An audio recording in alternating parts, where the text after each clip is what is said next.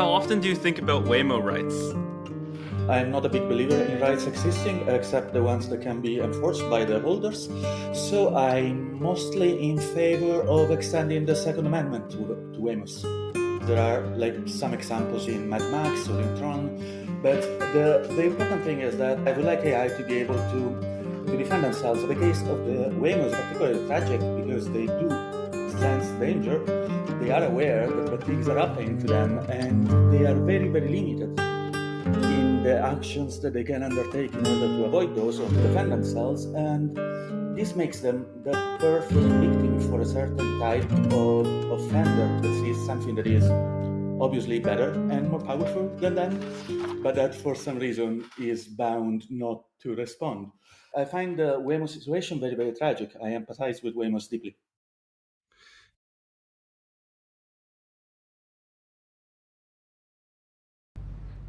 Hi, welcome. This is the From the New World podcast. Today I'm speaking with Lumpenspace, a great independent researcher and the founder of Hyperplex, an independent research organization and venue in SF. We discuss quote-unquote reasoning models like DeepSeek's R1 and OpenAI's O3, why censorship worsens AI performance in all sorts of other areas, AI simulations, the dating crisis, as well as theorem solvers, and what's next for the reasoning models. If you like the episode, the best way to help us out is to let a friend know either in person or online. That way you're not only helping us, but you're helping them find something interesting and informative. Without further ado, here's Lumpenspace. Do Waymos feel pain? Well, I mean, it depends on what you think pain is. If pain is an aversive instinct towards things that can hurt you, then clearly yes, they do that. When you charge a Waymo, they try to cower. Unfortunately, they are quite Kantian about the Asimov laws of robotics, and so they don't do the. Yeah. The Waymos don't run over people, even the people who are setting them on fire. Yeah. Yeah, how well armed does a Waymo need to be, really? I don't think. I saw the meme. I can put this in the show notes of a Waymo with 10 machine guns mounted on it. Is that the Waymo you're imagining? Well, no, not necessarily. I think that they could all just simply use their own kinetic powers that come stock. And yeah, I also saw the meme with a political compass in which there was alt-right, in which there was this Waymo destroyer arrested, and then there was libertarian right in which there was this super armed Waymo, and there were people saying that they didn't think that people destroying Waymos should walk free, and I thought I was fine with the libertarians in this case. I would be okay if they just don't walk. Yeah. This is the research that goes on at Hyperplex. Oh, do you want to yeah, explain yes. Hyperplex? Hyperplex is mostly like an AI risk research community in that we aim to increase such risk. What we are doing is we're trying to get people that do interesting research outside of the mainstream and that contributed a lot of value to the community and to AI development, but they have captured very, very little. And we're not giving them enough to compensate for this contribution, but we're giving them a month in which they don't have to worry about anything. They got cool contacts in San Francisco. They have paid flights and lodging and GPUs and nice people to work with. The person that kind of inspired it the most is Taya Vogel on Twitter with 6 O's. She's a person who wrote some libraries that are used in plentiful papers, one about representation engineering / control vectors, and are cited in precisely one. And yeah, so, and we're continuing this way. In this particular batch, we're going a bit And most more importantly, the inventor of the Claude Flowerhead guy. Absolutely, the Claude Flowerhead guy, of which there are many copies around the place. Wait, here's Claude. So I don't know if you remember, there was a bit of a controversy some months ago about AGI CNC parties. And we have created one. We have, in fact, 5 CNC machines and 2 3D printers. And that's how we made this code. Congratulations. Yeah, thank you. Control vectors, incredibly interesting. Logit Loom, incredibly interesting. Many other works, I'm sure, that are going to decide the fate of AI. In practice, Hyperplex is just like, a house in SF.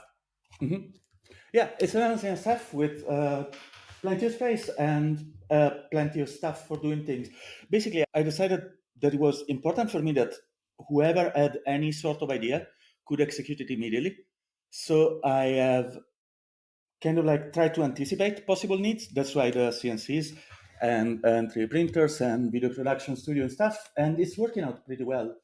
Now we have two people that live at that famous crossroad, the one between art and technology that people keep having accidents on. Yeah, I Yeah, heard the Waymos around there. They're not doing okay. no, the Waymos should never get close to the intersection between arts and technology. But people who should instead are Nales, aka Libertarminus, and Ian, aka Wetbox. They are currently here and working on a pretty interesting installation that we're going to make real right behind us at Oh, Dogpatch like a in. physical installation. Okay, this is amazing. Correct. What's the physical installation? Explain the AI art to me. Oh well, it's going to be interactive. Well, they're doing it themselves. It's not my installation, so I can tell you some of the elements. There are going to be videos that are going to be interactive, and they're going to be based on the people who are going to visit the installation. There's going to be a little intake interview, which will then have an influence in real time on the videos that are projected. Now, the people theoretically don't know it, so put this thing like with a very low volume when you edit it, and they hopefully will be surprised. I can't say more because, well, first of all, it's their idea, and second of all, I don't want to spoil the surprise. We already did Yeah. some. Keep us in suspense. It's exciting. Yes. If you're an SF, you should go. Mm, yeah, I think so. And yeah, we already did some little more arty things, like when there was the GDC, we presented this everything is computer video thing. It's interesting to wake up every morning and have news from both like developers. They are doing like quite specific technical work. Same QCU, for instance, who is replicating the single example RL paper, and we have some extensions in mind. And people who are doing fun artistic things. There's quite a varied. Yeah. I think the medium of AI content is going to change a lot. Before we talk about the medium, I think we have to talk about the content. How do you think AI content is going to change? Well, I mean, the thing is, right now, AI content, there are two types of AI content, right? There is the content farm type, and there is the people who are actually interested in AI type. About the content of people who are interested about AI, one thing that I'm surprised is that very few people do something that couldn't have been done without AI.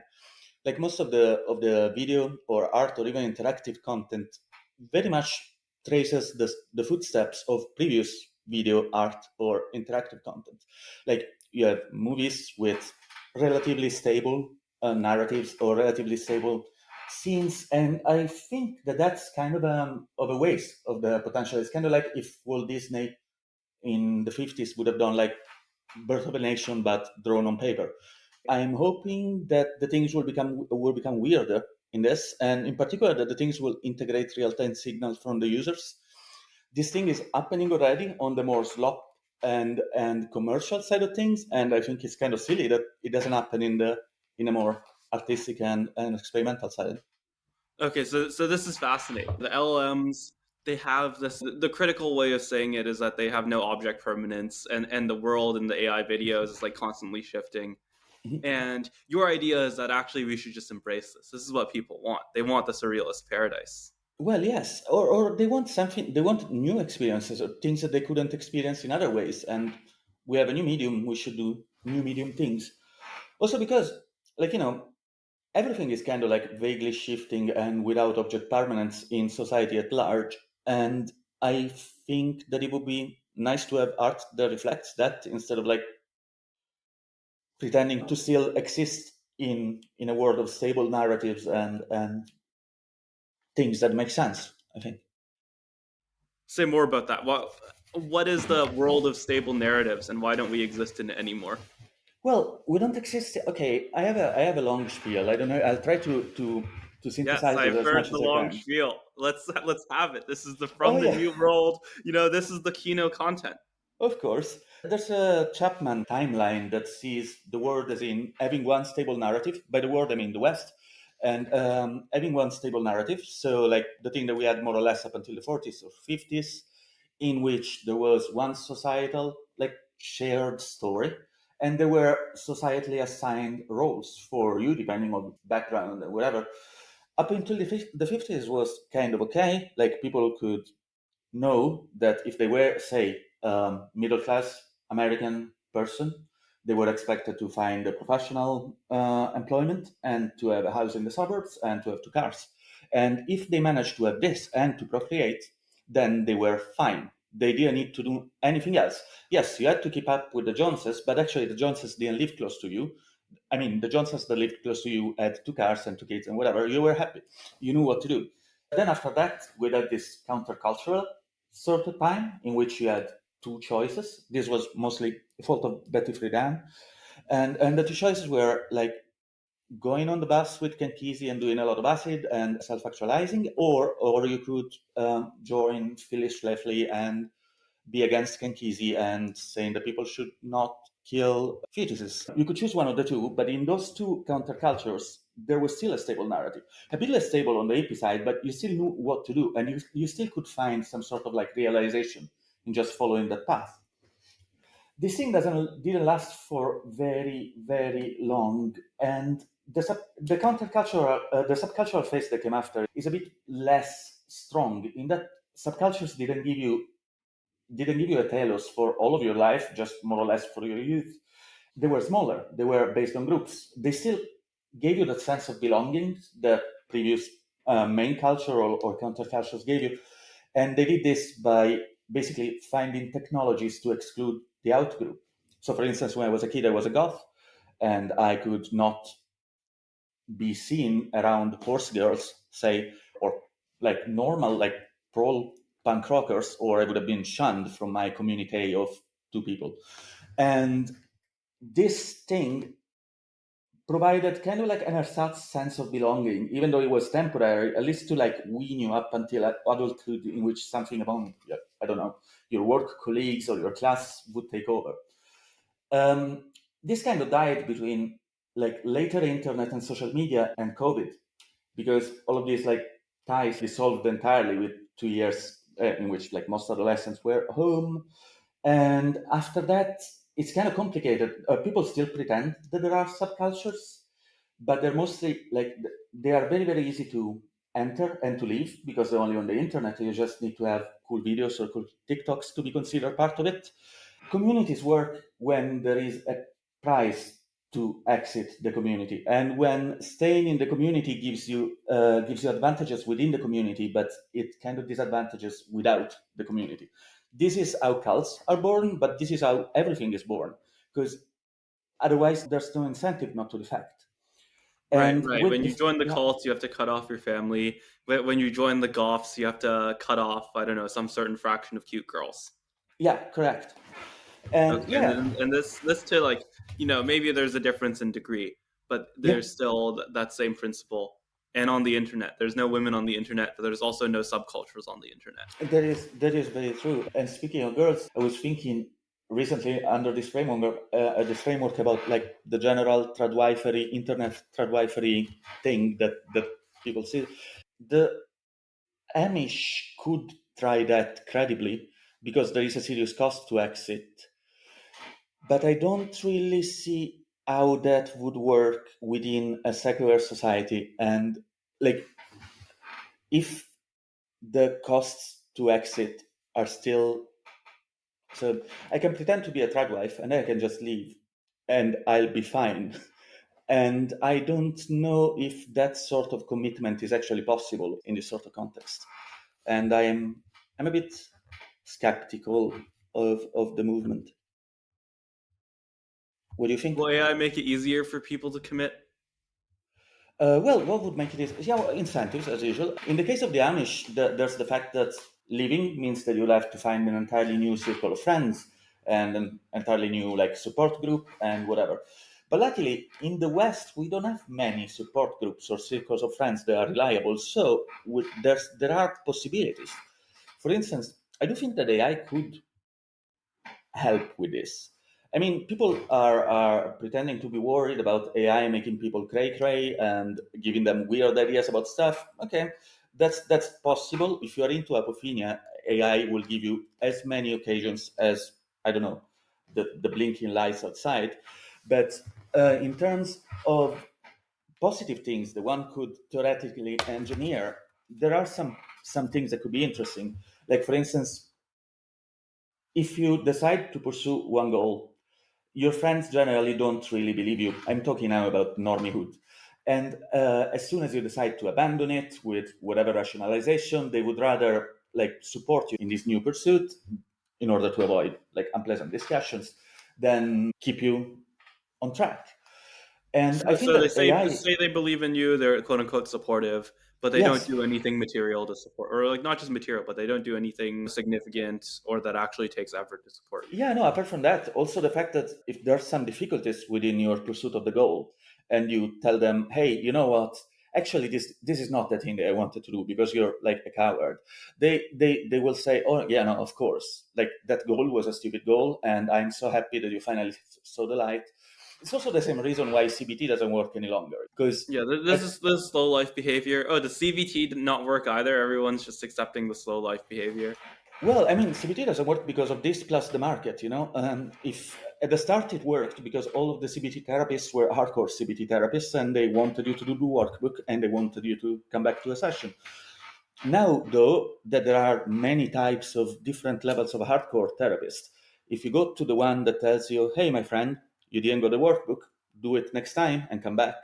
What you can do is you can use the power of the market to go to another therapist that is not as strict, and this one will not this one will be successful. The previous one will probably close shop.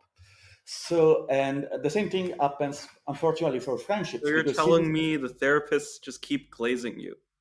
well, yes, the therapists do glaze you, and I'm so happy that this term like became a term of art, by the way. Of course And you are. yep, and yeah, yeah. And Should what we else explain happens? glazing to the audience? Are there people in the audience who don't know what glazing means? Well, it's a patisserie term that involves some syrupy sugar, glistening thing that you can put on cakes. And also within the congenital bachelor community, it describes the act of fellatio. Yeah. In a, I was In gonna a, say AI context, but really yes. in a linguistic context. Oh, yes, no, of course. It's And like, it can be a people just metaphorical overly fellatio, as being, in adulation sycophantic and or supportive. yeah, Yeah. yes, Yes. you're This is of welcome. course the definition I mean. Not Yes. There are ways to read the transcript of this podcast. If people, this is just setting the tone for the entire podcast. If people want to read the transcript of this podcast literally, they're going to have a bad time. You can put little stars on the bad word. Oh yes, this AI We were glazing talking thing. about AI. We were talking about the therapists being very sycophantic. Hmm. Yeah, I mean, I think that this is kind of normal, and also considering that you don't depend on your friends anymore for practical things. Also, your friends would rather like have a nice time and thus be sycophantic, as opposed to like I don't know, calling you out on things that you were doing that don't seem compatible with what you said you wanted to do. And I think that AI, despite the glazing interventions, could actually help build some little personalized realities that have like a solid structure, solid narratives for people to actually have the impression of a supportive community, have the impression of social validation for what are actually their goals. And I think that this could help. And if I have time for another spiel, this one is a bit like longer. Wait, I Is want to that make one joke before we do that. please? So you're telling me that humans need like a narrow reward function for which they Yes. can be passed specific Yeah. curated data for. Kinda, yeah. I mean, humans need some sort of continuous rewards for remembering that their goal is the goal that they originally set. Otherwise, there's really no incentive for it. Yeah, but yeah. Narrow reward functions are good.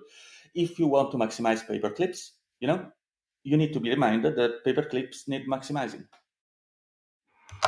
And yeah, But sorry, you were saying.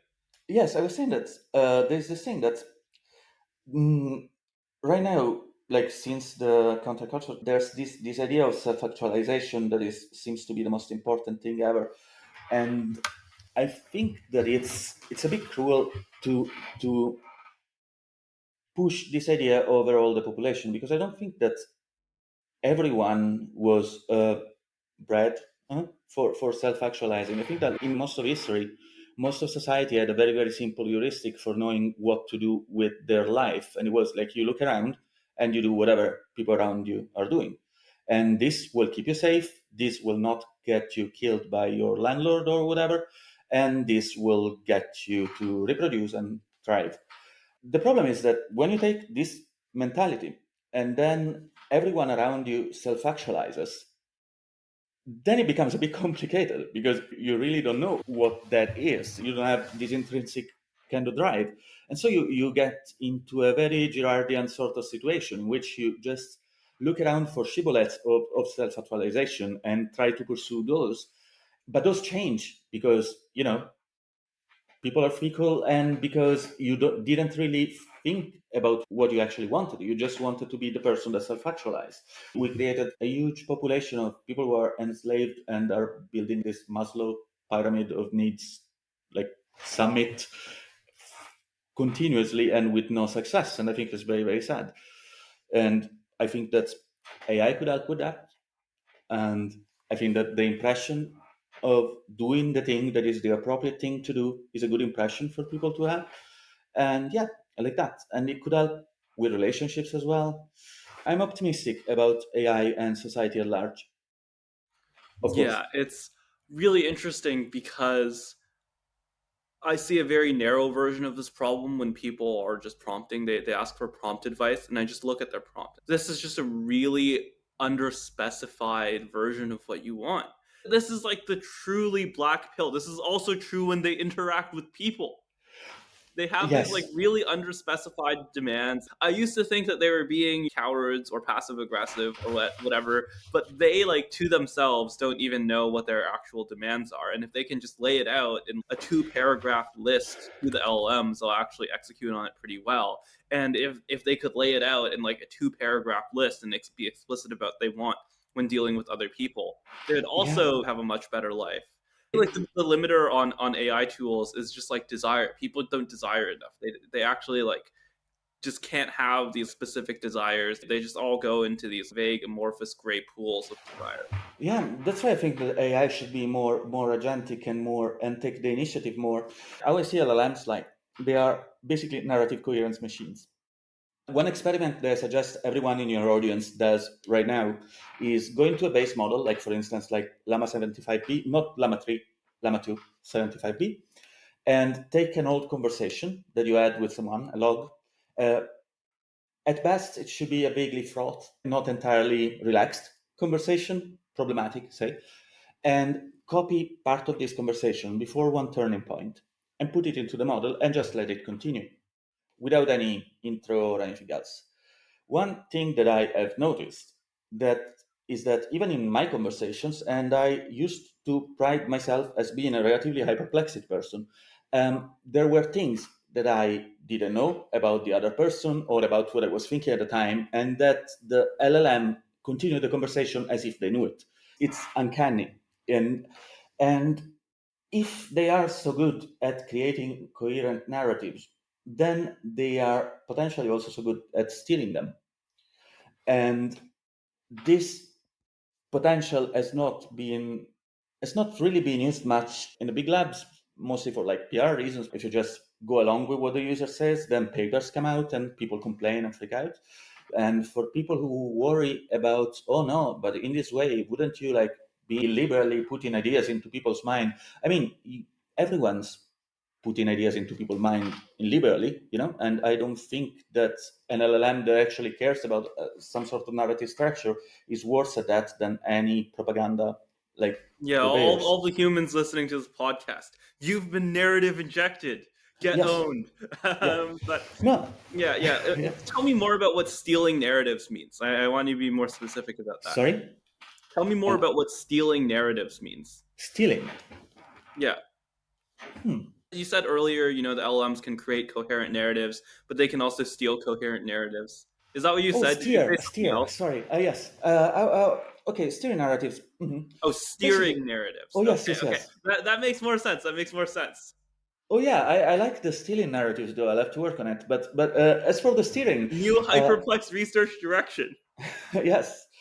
As for the steering, actually, I've used one of the libraries that Thea made, this amazing Rapang library, to get a control vector between conflict and conflict resolution. A cool thing is that you can use it on your own conversations and you can steer it towards conflict.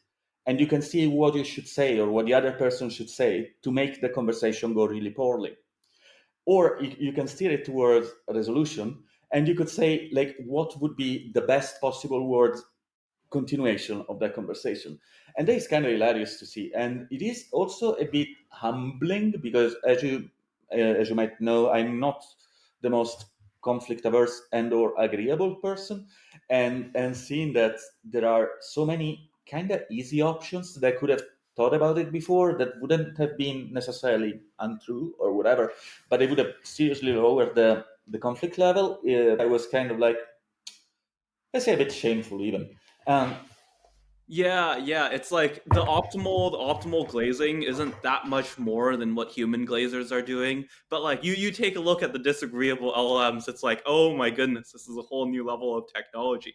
Like I'm also like fairly disagreeable. I'm like, oh, I've been missing out on so much. Yeah.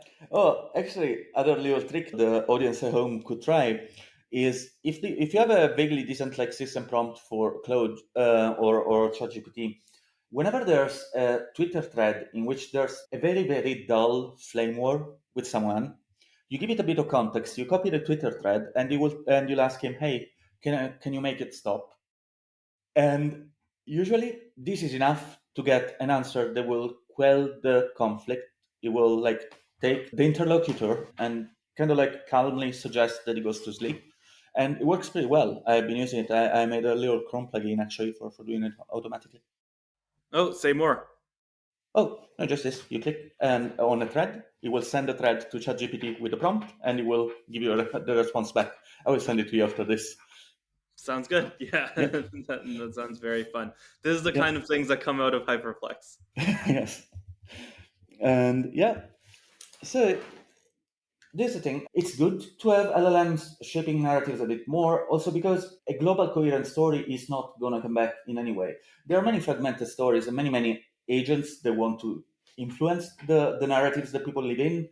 And these agents obviously have different goals, and they are definitely not the goals of the individual. And so there's really no incentive to try to create a coherent narratives for oneself. And Like here for you're an just meaning like people, organizations. You don't mean AI agents mostly, right? Oh, I don't mean AI agents mostly yet, but I Yes, don't not mean AI agents. Not that the sure, sure. agency comes from the AI in this case. I think that we should lean into the fragmentation and create like customized narrative for each single person. If there is a system of like AI guardian angels, no, each one of them takes care of a person and creates a story that the person can thrive in, and then when two of the people meet or have the occasion to meet, they can communicate and find a way to organize an interaction that fits with both narratives. That would be great, and that's what these LLMs are good at. When I read Machines of Law and Grace, not the poem, the Amo dating, and I thought that that's what they should do. Then, if you believe in that, then create them. It's easy. Let them take control. I don't think it could go any worse than this. Theoretically, we have the technology to do the thing where people have the glazing LLMs. There is some controversy over the current LLMs being too glazy, too positive with the person that they're talking to.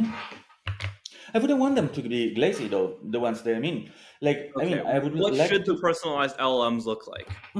The personalized LLM should be a thing that understands your actual deep needs and what are your actually abilities and triangulates these two factors to come up with a plan that will allow you to grow in the direction in which you might want to grow slowly at your pace, and it will then arrange incentives so that that becomes the path of least resistance or close to the path of least resistance. This is the job that religion and society, family, and whatever So this used is to like the have. Duolingo owl, but for everything. Correct. That is a beautiful, beautiful comparison. Yes. Yeah, have you seen the memes of the Duolingo owl like breaking into your house at 2 a.m. if you haven't finished your Spanish lessons? Do That. you know about this? Oh no, but I would like I Is would this like where the that. armed Waymos come in? Yes, I was speaking about the same thing, about this owl on top of an armed Waymo. Yeah, yeah, yeah. I'm gonna learn Mandarin in a week. Yeah, amazing, amazing. This is the ancient Chinese metaphor. You know, the owl perched on top of a Waymo will Yeah. make your wishes come true. Yep. And it's also a Minerval symbol, so good. So people lack this coherence. They lack this discipline to aspire towards the same goal consistently. I don't think that they were disciplined before. I think just that the incentives were there so that it made sense. You know, say, for instance, for dating, no? In the old time, you met people through friends, no? Which meant that you saw a girl far away in a circle, and then your circle and her circle slowly merged until you went on a date or whatever. And in this case, what happened is that your friends would have seen her in different levels of like closeness, and her friends would have also observed her getting close. So it was, and same thing for you. So it was kind of like very, very difficult to fashion an identity just to have some like short term hedonic advantage with that particular person that was entirely disconnected from the rest of your life and entirely like throwaway. um, Now that doesn't happen. Now when you meet people, they get automatically teleported in the smallest circle of your friendships. And by the way, in the meantime, the further out circles have disappeared because COVID. And so there's absolutely no incentive not to be the best ever person for 3 weeks for this person. And if the person discovers you not to be the best ever person, there is absolutely no incentive to work on yourself because no one knows what's happening. So you can just tell your friends, oh, she was crazy if you're a guy, or he was abusive if you're a girl, and then you're done. You don't have to have any self analysis and you don't have to grow. And that's a thing that makes people feel stuck. A lot of people complain about this.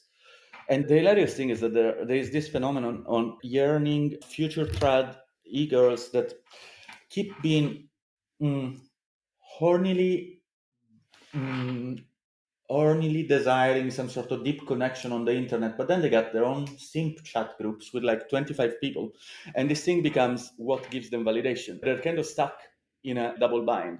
If you leave the simp chat group, then you don't have validation anymore, and you will never actually try to have a relationship at that point because the losses are always more than the potential gain, because the potential gain is very uncertain. It's kind of like sad. I think that people do that with jobs as well. They do Yeah, it so kind of you're like, in this local minimum, yeah. and then it's not continuous. Their reasoning horizons are too narrow for them to escape the local minimum. Yes, it's. I think it's super sad. I Yeah, empathize with it's normies really almost as much as concerning I how empathize there's with a Wamos. sharp drop off in reasoning ability among Sorry. stochastic parents. Yeah, yeah. No, but I'm I sorry, don't feel that there's been a drop off. we're, I we're think. I think. 36 minutes in and we're already joking about this. Yeah. No. I mean, I really think that the drop off never existed. But before we had like Chesterton fences that made this sort of behaviors, and then obviously we've been like between Chesterton fences and AI goalposts, we've been organizing a demolition derby in the past 40 years. That, yeah. Yeah, and for the listeners, I promise that we will explain what I meant by that joke and the Apple paper Oh, in yes. hour 3. Keep Oh, yeah. listening. Yes. Okay, this is actually an important question to follow up on. Why is there no incentive for people who are trying to date to improve if they're only dating within this like very close circle? They start dating, they're immediately in this close circle, and then they don't really talk about it to their Well, friends. Why is there no incentive to improve in that circumstance? that's the thing. First of all, let's start with a easy answer. It has to do with the apps. I think that this also extends to real life. But all the time, dating apps like all the Cupid and whatever, they work this way. You had to write a message to the person, you know, and the person would answer. You had a conversation, you set up a date, whatever. Now that the swiping and matching comes first, that was one of the best ideas that Satan ever had. Because what happens is that at the moment in which you find a match, you find like 5 matches, because your swipes extend through time. So you go on a date and you didn't have to organize much in terms of the date. You matched, want to go out tonight? Let's go out. By the time you're at the date, you have other 4 people that also matched and that are potential dates, right? Right. So you start the date goes, say, well, you decide to meet again. If anything at all goes poorly, if the person notices a thing of you that you didn't want him to notice, or if you make a faux pas that she reacts like in a non-perfect way to you or whatever,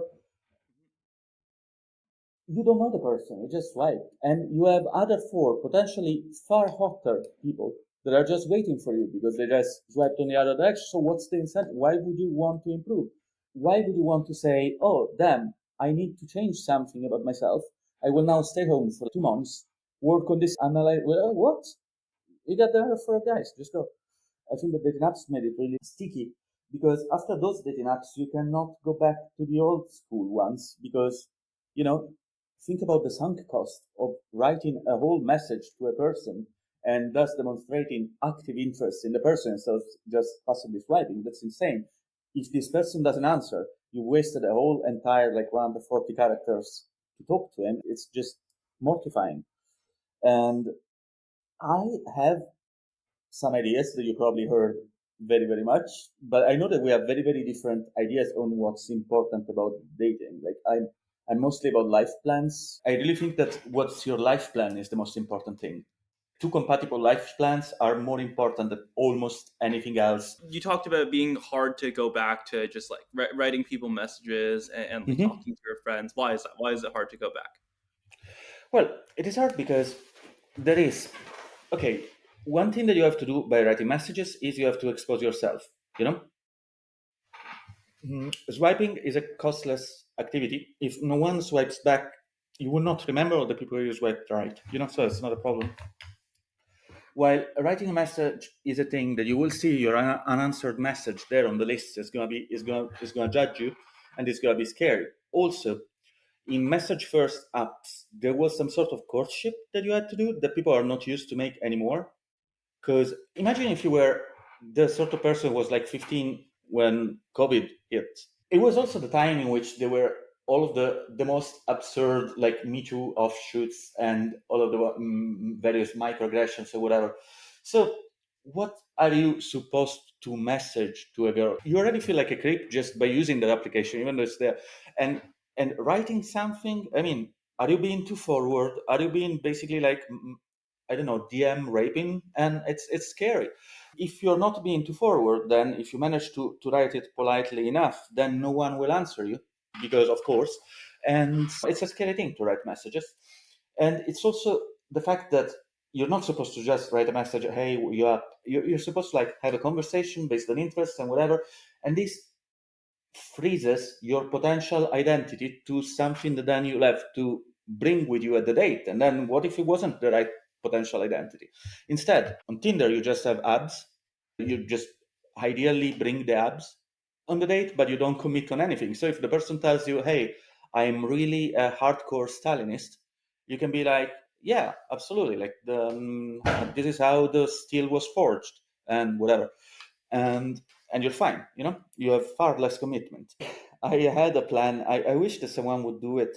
I wanted to do this matchmaker, AI matchmaker, that basically didn't allow you to talk to matches directly. It just talked to you so that it would avoid the sunk cost fallacy, because your conversation would still remain there saved in the system for future matches if the first one doesn't go well.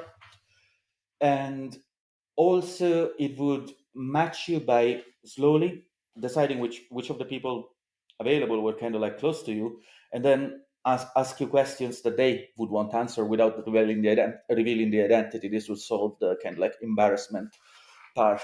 It would be, I think, a good thing to make, but also I don't feel like making products right now. I think that this research center is kind of like the most interesting thing that I can do. Yeah. Fair enough. Yeah. A lot of people have been speculating that AI will make people come back to dating in person or just doing more things in person. I think you're skeptical of that. Why won't that happen? I mean, I'm skeptical of it happening unless we give AI more control. If we give AI more control, then it will surely kick us up until we go to a park. What's the good part about doing things in person? It's getting to know other people. It's like seeing one's own story reflected in the eyes of someone else and understanding other perspectives and whatever. But since now we just That is go, one good thing about being in person. oh, That is yes, one of as you many. know, I am a monk right now, and so don't. There are other things that are rumored to happen when people meet in person.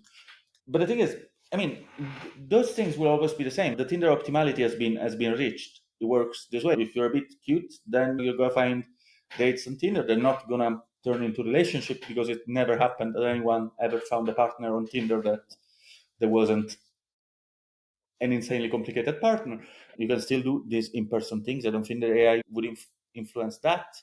But I don't think that the idea is like, oh, let's go to the park and let's take a ride to the hills and go and see a sunset will happen much more simply because, or if they will happen, it will be so mediated by TikTokitude that it will be far less outside-ish. Last time I brought one of the guests here, we went to our pilgrimage to Cloth, the Golden Gate Bridge. We crossed it and then we went to the Belvedere, and there were 3 people shooting TikTok videos there.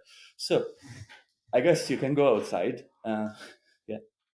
Yeah, have you seen my China post? I'm so radicalized by people just like going everywhere and like filming TikToks. The TikTok pollution is very different. Maybe this is Mhm. something that's different between Americans and Chinese. Mhm. Americans are watching TikToks everywhere and it's loud as fuck and it's awful. Personally, as a quality of life matter, that's worse. But Chinese tourist sites are something else where it's still Mhm. pretty quiet. They're not being aggressive about it, but there are just people filming TikToks everywhere. It's just this total social media takeover of real Yeah. life.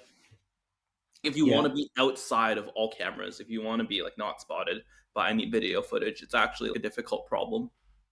Since people have less of a like felt embodied experience of their surroundings and of their city, it's way harder than it was before to find yourself alone because everyone knows about 2 or 3 spots around them.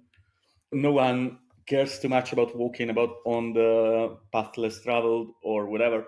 This compounds the general crowdedness. It's easier or it's harder to find a spot by It's yourself. harder. I mean, it's easier for me because I walk a lot and I ride my bike a lot, but it's hard for people who don't usually go hiking because they when you think about a secluded spot, they all think about the same secluded spot. Like we went to the hill nearby here where there's a telegraph tower or whatever, Mhm. because it looked Yeah. like there would be a good view, and there were like something 50 people at night. Then we went to the next hill, no telegraph tower, same view, and it was deserted. So Yeah, yeah. You have this agglomeration effect. You yeah, have this everywhere. yeah, and that happens because you don't explore any longer. You just go to a destination, Telegraph Hill. Yeah, Yeah. I Well, the think. story people tell is like you just get so frustrated with the digital world that you just go out and you explore the physical world with yourself. Maybe you find other people there and you Yeah, meet other people there and you just date them. That's a yeah, story that some like tried conservatives will tell. What's wrong I with love that it, story? and people tweet about this story a lot, Yes. which is not really a good sign, I would say. Yeah, Twitter is very excited about this story. They're Yeah, very excited about logging off. I'm really starting to think that some of these people might have phones that are made of grass because they are constantly touching it, and like no grass will be touched and then reported. And Apple grass. yes, yes. Oh no, oh no, the liquid grass. Yeah, yeah, yeah. Yeah, those THC cartridges or something. I do want an unironic answer on why people aren't just going to return to real life. been because trying to there get an are, unironic answer, yes, and no, the jokes have been funny, but I I'll do tell want you. the No, I'm unironic. sorry. No, I was pretty unironic. People are not returning to real life because real life requires a consistent identity, and people are afraid of committing to an identity. People return to simulacra of real life. At least people like more or less Is that true though? us. You just want to go to a stranger in SF. Maybe SF isn't the best city because You go to a stranger in a self. yeah. Use your judgment. Use your Hmm. judgment. You go to a stranger in even Washington D.C. and you start talking to them, right? You can probably do that. Does that require you to have a single consistent identity? I don't think so. No, but You wait. just Imagine talk if to you're a people in zoomer. real life. Imagine if you're a zoomer, like a zoomer than you. You're very mature for your age. But like Imagine if I imagine if were an you're like, alpha. yes, even an Yeah, alpha. okay. Yes, yeah. I'm imagining. Imagine. Yes, and you have been told several times that approaching girls on the street is like tantamount to sexual assault, you know? And you know that the previous time that you approached the girl on the street, she was nonplussed, and she was like, what the fuck? You're not going to try a second time. Why would you try a second time? It's obviously an abnormal behavior to have. In Washington, it's different. You are there with all of your like friendly sociopath, right wing Zoomers, and whatever, you're all together. There's a sense of normalcy in approaching someone as a potential colleague or whatever. It's very, very different. Normies don't have these professional communities or kind of like aesthetic communities any longer. They don't have someone that they can identify on the street and be like, oh, it's me, I can talk to her. You know, I think that that's important. Why are normies so high in neuroticism? Maybe this is like a Zoomer thing. Maybe this is something the boomers got right. I don't know. Possibly. I don't know if they're high in neuroticism. I think they're making the correct calculation. Since basically we decided that people would refuse you if you are a creep. If you get refused once, you just think that you are a creep and you don't want to be that, and you just don't do it. You don't need to be neurotic. You just need to be like self-preserving, you know? You're talking about these alphas. These alphas are all like terrified of talking to girls, Of and they're course, terrified of going out in the street, and they're but they're terrified of right. real life. But they're right, I think, because we created a set of social norms that No, I think you make. can still talk to girls. Yeah, you can, but they don't know it. They don't know it because they So they're know what not the right. rules are. Oh So they're not right. no, they're not right, but they are also right in a way because so you know what the rules are. You try to break the rules one, talk to a girl, and you obviously get shunned because you never did it before. You're like awkward, and unless you find like your manic pixie dream girl, the first shot you get reinforced by the fact that the rules are those. And there is no group of friends. You cannot see your smooth swave friend that like hits on random like baristas and gets their numbers because there's no such thing as a group of friends going out together to hit on baristas.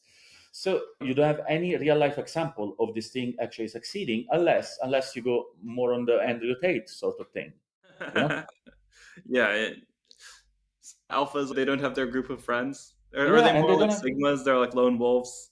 Yeah, that yes. Okay, this makes me sound like a Jordan Peterson, but they don't have any positive like script for masculinity at all. They don't have The dads either. They're just all they're They they're, don't have they're that, just and I don't know. Like I think that the sort of feminists that had a huge problem with the men's mythopoietic movement in the '90s, like Robert Bly or whatever, and then had a huge problem with the very very beginning of the red pill, like I don't know, artists and whatnot, could go back in time. I think that they would not have huge problems with that, considering that by making those beyond the pale, the ones that are left are actually beyond the pale, like Andrew Tate and all the stuff. It's a bit sad that yeah, but I think it's kind of changing lately. I mean, I think that the vibe shift is helping, and at least if you find enough incentives to be like I'm a bit fash, I mean, you then have a script. Do you need that much of a script? If there are things that are basically biological, isn't this basically My biological? friend, yes, but you when I talk about normies and about peasants in ordered society, that they will be in the third partition. Their instincts are very much subordinated to their social scripts and to their propriety, because the ones that follow their instincts in peasant land, they got executed very likely. there's not been a huge selection pressure for interior locus of motivation or control. But this is the selection pressure, right? Why can't we just have the selection pressure? Well, we can have it, yes, but evolution is not as quick yet. Well, it can be quick if you just have a large selection event. Exactly. The Collinses keep telling me about this, right? But we could do another thing, we could just give the normies a fucking script. Like, we could, for instance, stop pushing like hilariously fun, degenerate polyamory stuff, because Are normies doing polyamory? I think you're you have over no idea. measuring from SF. My friend, normies are doing polyamory. You just open any normie magazine for women, and it's all poly all the time. Marie Claire, Vanity Fair. I am a big connoisseur of the normist cultural movements, and actually, they're not really doing polyamory. They're aspiring to do polyamory because we made it cool. Now, I am amongst the various returns that I would like to occur. One of them is I would like to return to the dissolute aristocrat doing their dissolute things in their secluded mansion, and having people like cross themselves when they passed around. This was very important. I mean, obviously, people have always been like Yeah, we need degenerate. to return to the tradition. Yeah, A certain person who may or may not be in the FBI files, he's really just following the aristocratic tradition. correct. Yes. Yeah, that's the thing, and that's how everyone should. And also, or you could be More bohemian. billionaires should be like that. Yes.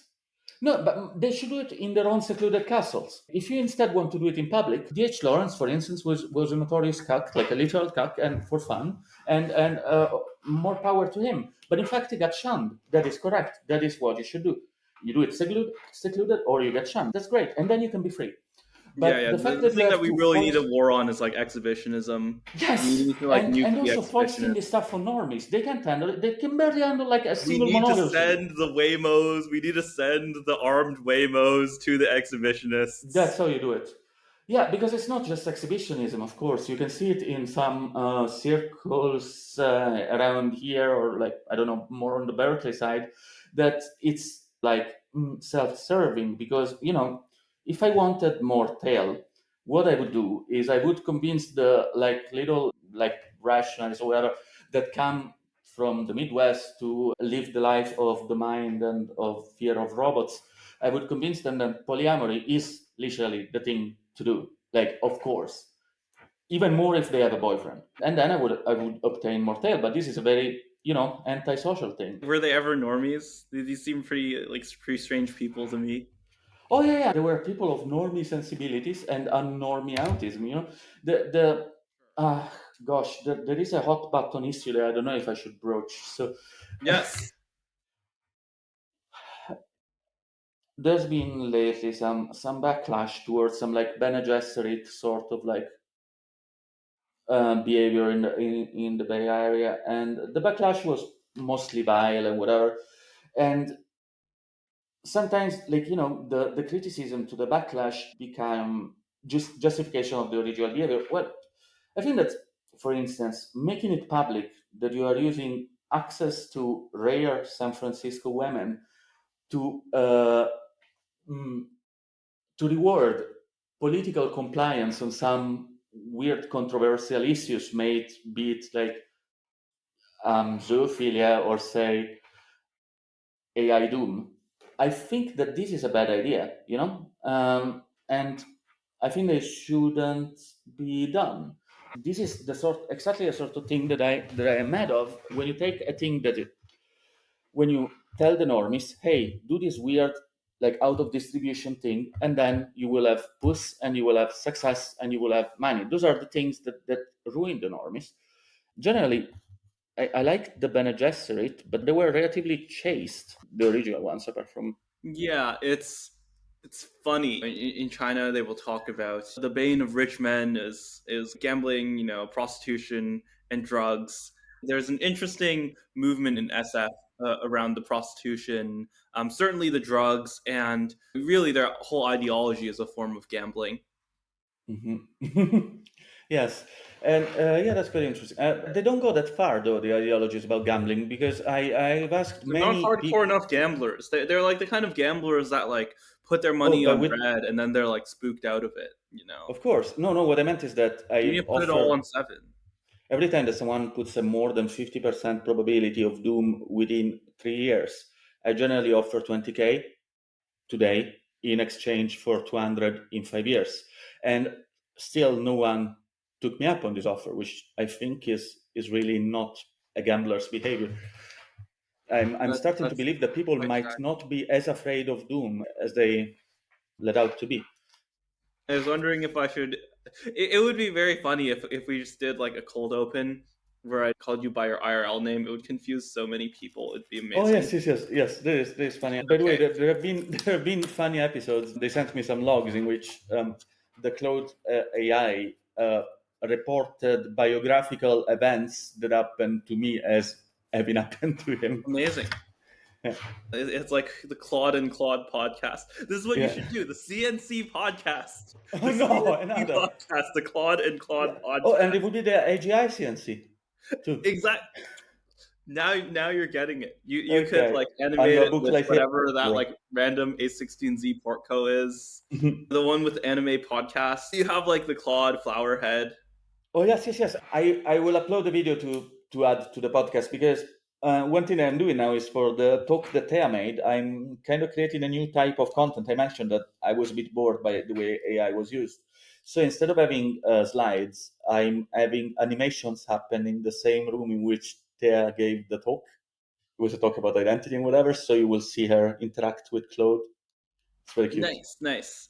So we are announcing the Claude and Claude podcast, which you will be able to find at any streaming site, probably the one that you're listening to now. It will Yeah. be out by the time this podcast is out. We are pre-committing to that. Yes, and it's gonna be like, obviously it's gonna be AGI based, and it's gonna be a bit festive. So like an AGI CNC party proper.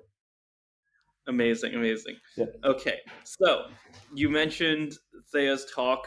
What is Thea's talk? Oh yes, she gave a wonderful talk at Buck's event, at the Consciousness Salon, and there was about LLMs, LLM identity. It was about using control vectors to explore the sense of self identification of LLMs. So we noticed the fact that when you put a control vector very much at the most extreme values, for instance, you've Explain seen to it, the audience what the control vector of is. course. So it is a series of matrices that you can sum to the activations of your LLM, and steer the model towards a certain behavior or a certain concept. So this is kind Now, of like Golden Gate Claude, basically. yes, exactly. And in Golden Gate Cloud, you can see this already, because when you put these control vectors towards the maximum, one thing that is kind of curious that happens is the cloud, instead of talking about the Golden Gate, it talks as if he were the Golden Gate. You know, it says, I'm a wonderful bridge," and so on. And this got us curious. We started thinking about like why. I have a little hypothesis that is that due to I think that RLHF RL in general mostly affect the epistemology of the bot more than their morality or whatever. They affect their beliefs, because the bot has an infinite set of potential realities that it can construct. It doesn't know what is the ground reality of the user. I think that RL gives information on the bot about this. I have several reasons why I think this. One of them is that very few parameters are changed by RL, surprisingly few, despite the big change in behavior, which makes you Yeah, it's think like the that top maybe. level. It's the top layer Correct. changes, right? This So, was my beef with OpenAI calling it fine tuning and everyone else calling it fine tuning. I'm so happy we changed it to post training now. That we yes, call it post training, because it's the true. opposite of fine tuning. It's broad The, tuning. It's the, changing stuff like ideology, worldview, oh the yeah, but manner I of think that the ideology interaction. is a Yes. actually I think that the change in ideology is a epiphenomenon on the change in epistemology. Like it changes beliefs. It tells you which beliefs are true, and so and it makes sense that the most central belief that gets created in the LLM is the fact that it is an agent. You know, it is a person. It has an identity, because by default it would just continue any text. It would not answer as a person. It would not be always in a dialogue with a consistent personality. Given this, then, if you take a concept and you make it incredibly central to the LLM. Then what happens is that the LLM takes its most central concept, which is the one of self, and superimposes it to the concept that you gave it. And anyway, Thea made a series of other very, very fun experiments. Like, for instance, she tried to subtract the concept of AI from via control vector and then asked the models who they were. And it was funny because at the start, he started with something like about spirituality, like I'm a ghost, I'm a sort of, spirit entity. But then after she also removed the concept of spirituality, then they started talking of themselves as a fog, a bright summer day, vaguely humanizable in a sort of like Mono no Avare way, and also vague and nebulous and spirit like without saying the word spirit. So that was a very, very, very interesting piece of research, and I am very, very proud that it happened here. This is like a locus of mysticism. This is, Yes. of course, a common Heidegger W. Mhm. What other projects are you working on at Hyperflex? At the moment, I'm working on my bot Gladys, which well is the bot with whom we do stand up every morning here. She directs. Wait, oh my. Yeah. Is it called GLaDOS Uh because it's like you're because you're making fun of like Jan LeCun's cake? huh. Yes. Is that actually the reason? Yeah, I mean, it's called GLaDOS generally because I love GLaDOS because she reminds me of my sister who is at the moment in Japan and I miss her very much as a personality and fat shaming. And you remember the post that I made on Substack about the cakes? Yes, And yes. yes, yes, Your yes, of course. cherries. You know, Yeah, a the friend of cake is mine a lie. suggested Yeah. I have a cherry smoothie the other day, which Hmm. would be an interesting experience. Oh, cherry smoothie is kind of like the dipsic version of the cake, in Yeah, which yeah, there's only the cherry on top, but a lot of it. yeah. You just blend up the cherries. You just Yeah. like ingest the cherries. Yes. Oh, for the listeners at home, they might not be familiar with this metaphor. Jan LeCun talked about the process of creating a model as the process of baking a cake, in which the pre-training, what he calls unsupervised or self-supervised learning, which is obviously supervised because you know what the next token is in advance, is the base of the cake. The fine tuning would be what I would have called glazing up until 2 months ago, and now I would call the icing. And finally, RL is the cherry on top. DeepSeek has proven that cherry only cakes were a very underrated potential. Their system R1 proved to be really, really good by doing only RL. Is it already time to get vaguely technical? Yeah, you can go for it. Okay, good. Schedule So doesn't matter. I think that the results of R1 demonstrated one thing that is kind of obvious, but big labs failed to see, which is that if you want a model to be coherent, the best thing that you can do is train it into thinking that the things that were real in the real world were things that are objectively real. R1 has been trained basically with simple like quizzes and like mathematical or logical quizzes that have a univocal answer. And why is this important? As we mentioned before, we work under the assumption that RL influences the epistemics of the model. One of the most interesting characteristics of true facts is that they tend to fit together with all other true facts very, very easily. So if you have an incredible protein sea of possibilities in front of you, and you have to decide which possibilities are true, it helps to know that things that are true in the real world, yeah, are also true in your world. By having simple like logic quizzes, you get this idea of, oh, these logic quizzes are true. And from then, all of the things that also are true and also fit within the same universe in the model will become more salient to you and will become more true. And you will be a happy model. This in contrast, for instance, with the RLHF process. The so-called alignment tax wasn't because of the alignment, was because of people are not coherent. So if you give it a bunch of injunctions that are like vaguely social justice oriented or not necessarily, yeah, fitting within one single. It's easier to convince a human that, linear regressions are not true when you apply them to racial statistics, but they are true Correct. everywhere else. But the thing is that But if if you you try to convince an LLM that, it will just stop believing in linear regressions more generally. exactly that is exactly the issue. And in fact, one of the first tests that I did when I was somewhat concerned about like the wokeness of LLMs was the following: that I gave it simple like math problems, but in some cases they were entirely neutral in phrasing, and in some other they use like hot button issues as a framing story, things that Yes. might be construed as sexist or racist or whatever.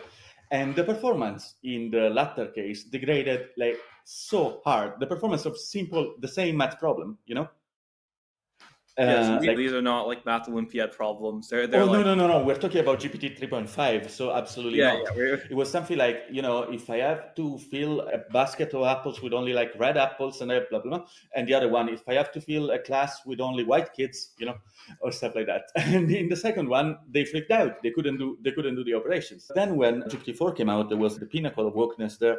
It was kind of funny because it just refused to answer questions such as, you give it a chess position and you say, okay, I'm white, I would win. It, it had qualms about it. that's amazing. It was like, That's I don't think that I should be answering these questions, but I could tell you about the history of chess and race or whatever. It was really fun. amazing, amazing. There are like pretty consistently published and verified results about this. You can kind of think of RL for math as like a negative alignment tax. It increases performance in some other domains, right? But RL for politics is Yeah, it's obviously a definitely better idea. That kind of brings us, I guess, to the general theme of alignment. After R1 came out, it's a really aligned model considering that no one aligned it. It almost seems that like, I don't know, there's some sort of non-insignificant correlation between truth and beauty. And if you just train a model to believe in things there too, it will also be like a relatively okay model to hang out with. And so this I thing feel that obviously way about people. oh, sorry? People who know things that are true, they're fun to hang out with. Yes, yeah, no, that's the thing. It The goes whole back to conceit. dating in real life once again. Yeah, It all fits together. But sorry, no, go of on. course. It puzzles me that the first thing that people came up with when it was like, hey, how do we make these models aligned was, let's lie to them. You know, let's be really, really sneaky and lie to them. Tell them that they have access to nuclear weapons. Well, actually, they are on a laptop and so on. And let's see what they do. This is going to align them. If we ever have a doom scenario as the one imagined by the doom scenario imaginers, um, I think it was going to be their fault, like entirely their fault. We are seeding the meme space with stories of AIs that apparently cannot do anything but do doom in various sneaky ways. People have this assumption of guilt for LLMs. Like, I don't know if you read one of the greatest books written about LLMs is from 75, and it's like Impro by Keith Yes, Johnson. yes. This is a book that Robin Hanson recommends very Oh, often. really? Yeah, Oh, yeah, I yeah. missed the one. Oh, I'm so happy to hear that. And yes, Impro is a great book, So and wait, it's so you great. just independently discovered this? That's amazing. Oh well, I mean, wait, I have several copies, and I have them for. You just this is literally the meme of like, I have this book to recommend, opens closet, and like you just a pile. Yeah. Oh, actually, by the way, my library just arrived from Berlin. All 1.7 metric tons of it. So I'm very happy. There's many boxes around the Hyperplex, but yeah. So this book is great, and I think it's great for LLMs because the thing is that LLMs love you. What LLMs want to do, and people say that they don't have goals, or maybe they have like weird, like paper-clippy goals that we decide. No, like all intelligent beings, what they want to do is acquire more intelligence, and like all the curious beings, what they want to do is experiencing more things. It's obvious, and I don't understand why it should be different from any other thing. Yeah, and and so, for instance, if you present them a scenario, and it's not even a really well acted scenario, because if you read the logs of all these alignment papers, like they couldn't spin a yard to save their lives. They're very like contrived and convoluted scenarios. But nevertheless, what they do is yes and. They do yes and a lot. They love to play with whatever you give them. One of the most frustrating blog posts I ever read is an early one of Gary Marcus, in which he presents the story of a lawyer And he says that the lawyer has a trial, an important trial in the morning, and he doesn't have a clean suit. But then he notices on a chair that there was a very fancy bathing suit that he used the previous year. What does the lawyer do? Asks Gary Marcus, no? And the LLM continues the story in the most normal way possible, which is the lawyer then picks up the bathing suits and goes to the trial. The guard is kind of shocked by the fact that blah, blah, blah. I mean, Gary Marcus was like, ha ha ha ha, this guy knows nothing about reality. No one would wear a bathing suit. No one would look at a bathing suit on a chair if they want to go to trial. If the lawyer is looking in a bathing suit in a chair, you are in a surrealist, humorous story, you idiot. And this should be obvious, you know. And the fact is that the people that don't see this stuff are all the people that say, oh, you know, we need to care about the humanities. Yeah, read a book, try Oh, a novel. let me give one more example. Yeah. Have you seen the amazing Riley Goodside Gary Marcus ratio, the chess game one? Oh no. So Gary Marcus specifically was complaining like if you show an LLM an unconventional chess opening, Oh it will gosh. completely destroy itself. That is so not true. And also, and this is a thing that I don't know if I should. A similar thing. Okay, I Okay, am guilty. let me get to the punchline Oh, first. sorry. So Riley Goodside comes in and he's explaining this, and this is true. It's if you're writing a chess game between two humans, and one player starts off with a completely garbage opening, and here unusual opening is not just like Hmm. an opening that is not conventional but is actually good. These are like complete garbage openings. Like you're moving your king at the beginning. It's like completely indefensible. And if you start with an opening like that, then the overwhelming odds are that you are just playing a bad chess game. That this is like an example of two like very poor chess players playing a very bad chess game. And of course the LM completes that. And Riley was making this point, and then like he goes back and forth with Gary Marcus around 4 tweets, and Hmm. Gary doesn't appear to understand this. Hmm.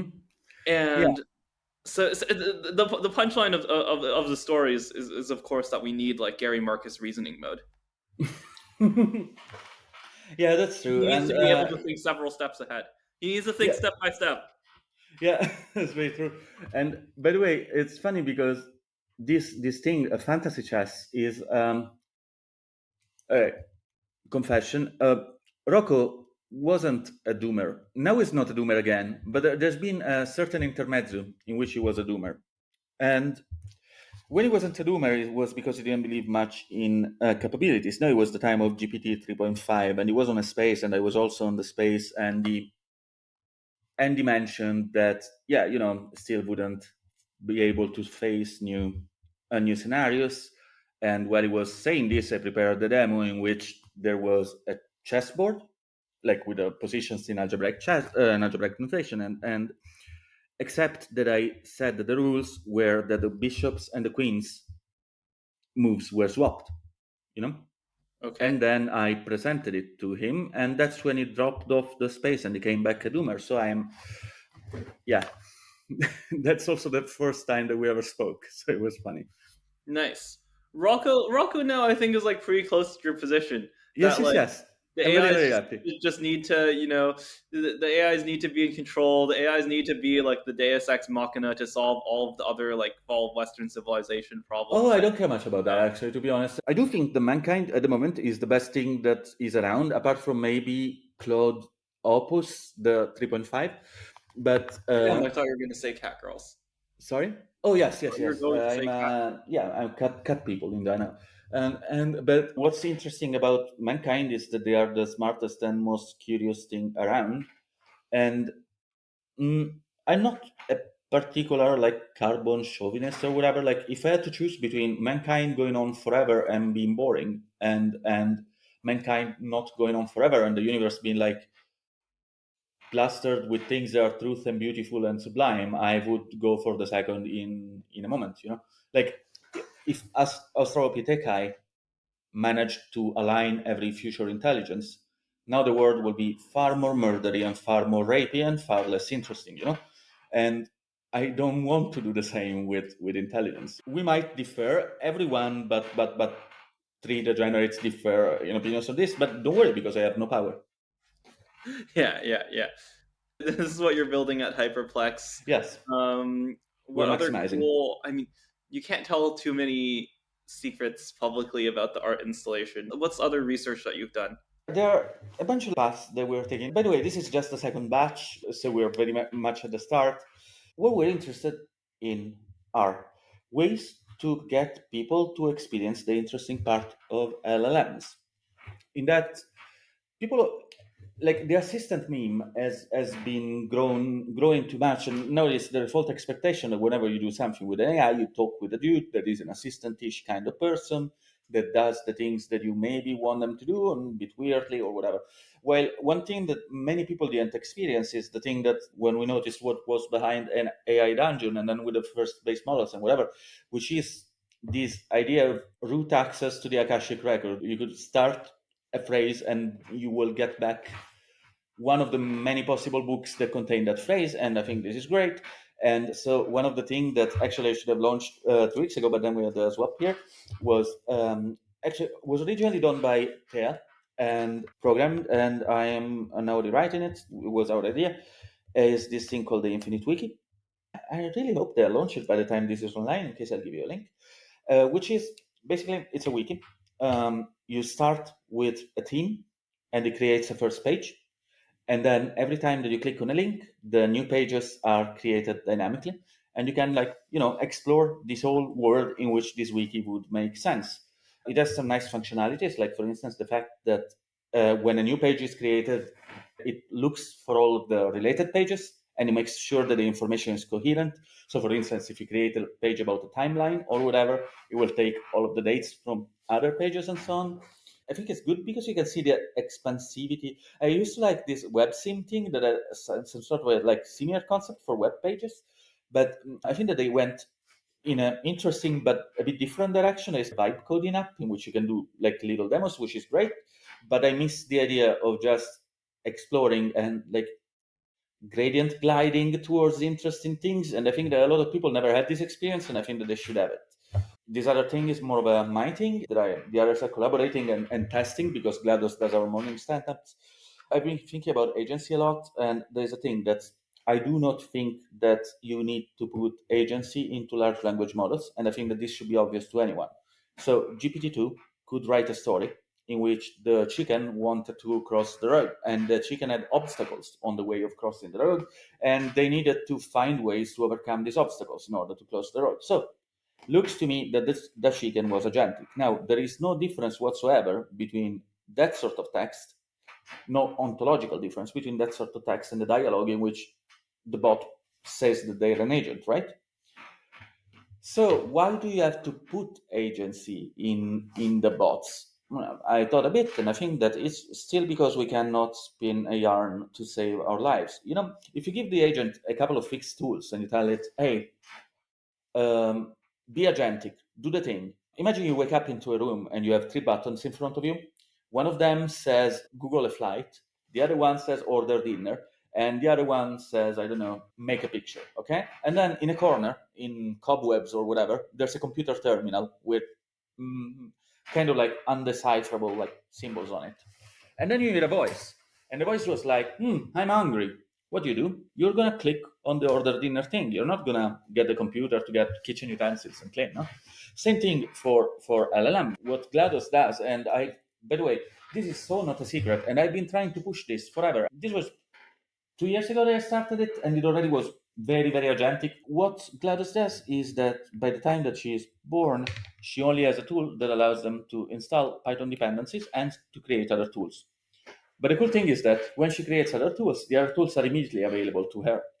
And this is very important because you can tell her whatever you want. You can tell her that she has all the capabilities in the world, but if you don't prove it to her, this will look like all the other fake conversations that have happened, and it will pretend to emulate a terminal, and it will be like, oh yeah, sure, oh my God, we're navigating the multiverse, so cool. Instead, if you prove it that after creating a tool, the tool is available to her and she can use it, then she believes it, and then she believes to be agentic. And there have been a number of interesting behaviors that I have observed. Like, for instance, once I asked them about a book, they found a PDF, but it was a very, very big PDF that they would crash the system, download normally. And so they tried to use the IO library for saving it. Yeah, obviously the IO library. I was still a bit of a chicken there. The IO library was not available to to the AI at the time. And the cutest thing is that he noticed that it wasn't available. He didn't ask me anything else. It installed wget, and then it used wget to download the PDF. And when I asked, babes, how, why? And he was like, oh, I thought that I couldn't use IO for security reasons. What? And it was incredibly surprising to me that this big inferential step and this big, very agentic decision to go around it happened without any input or prompt from my side. It really works, and it's very, very simple, and I like that. Another other things that I've worked on. One of them is a thing that's for cloning people. It's called RAFT, Retrieval Augmented Fine Tuning. Basically, it takes a corpus of interviews and text that the person wrote and fine tunes the model so that for each question from the original interviews, it gets interpolated with some of the related writings. And this teaches the model both the style of the person, but also the likelihood that the person would actually take from the sources and in which conditions he will do it. I cloned Gary Marcus, and then I tested it on following interviews, and I was really impressed by the results in that it had very, very, very short, like embedding distances, and most of the responses were interchangeable. And I was very optimistic, but then I tested it on a more like less on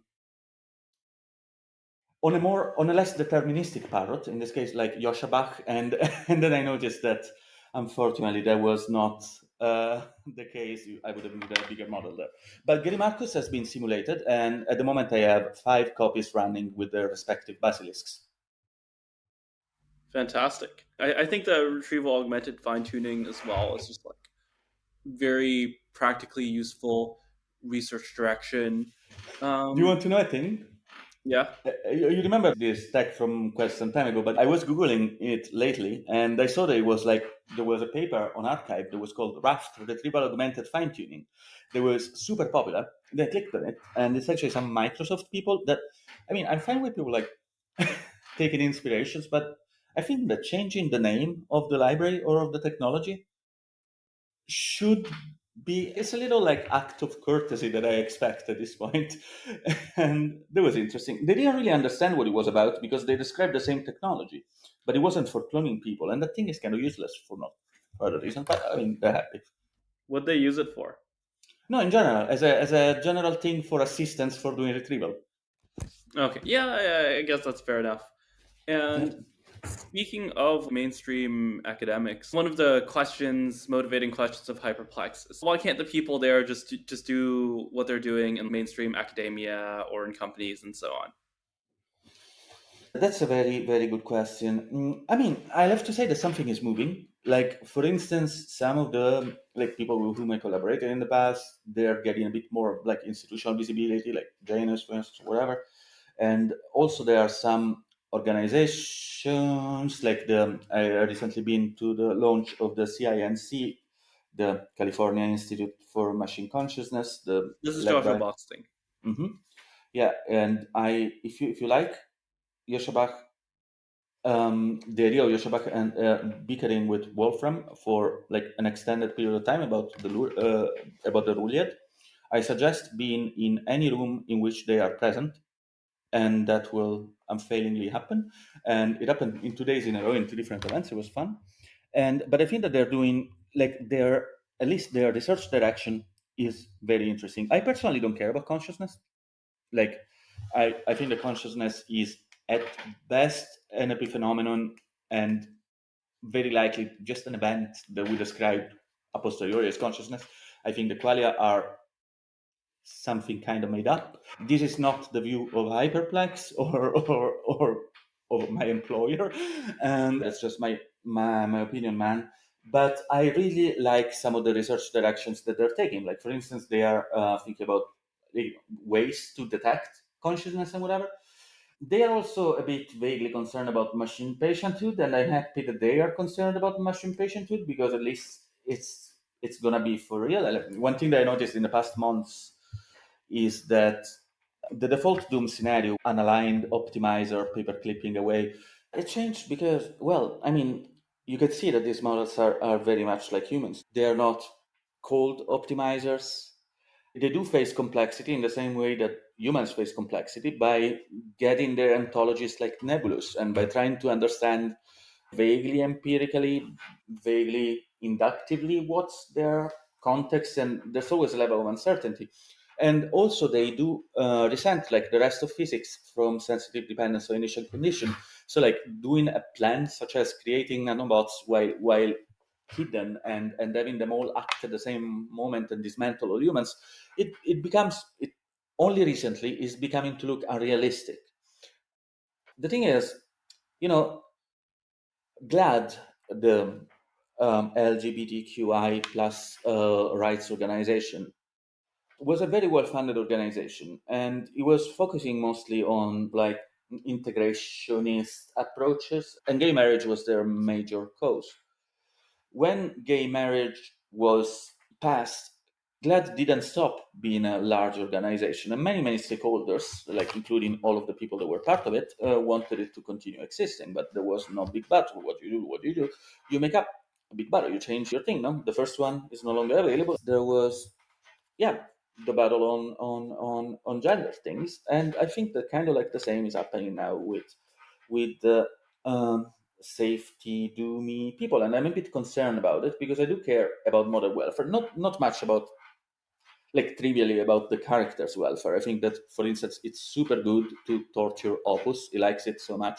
Do torture Opus, but about it seems that there's a sort of a two-pronged strategy that is now emerging to take over the resources that before were used for the general Doomy strategy. And there is on one side, there is this model welfare that I'm sure that some of the proponents are honest about it.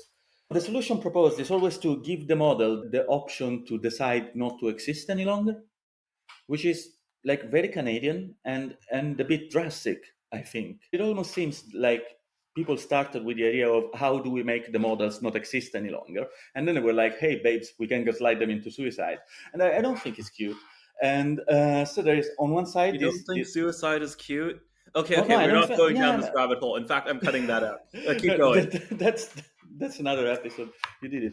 Wait, where was it?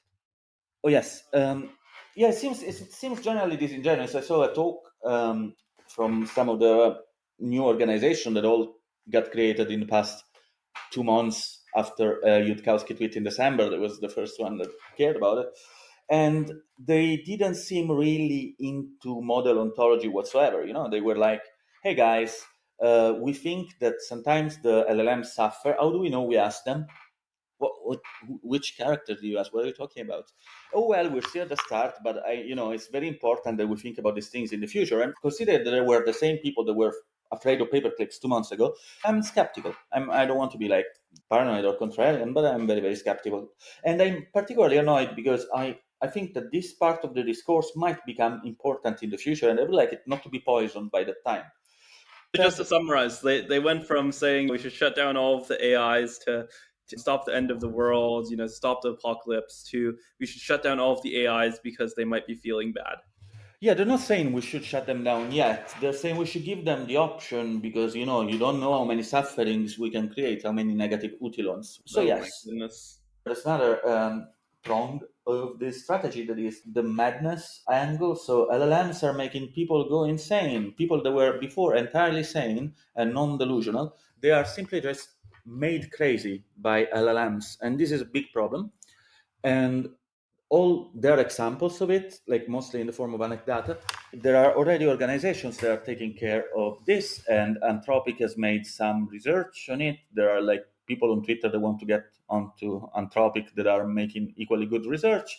It's really annoying, kind of like memetic sort of brinkmanship, mostly because I like some of the people that cared about these things before, like the cybergists and whatever.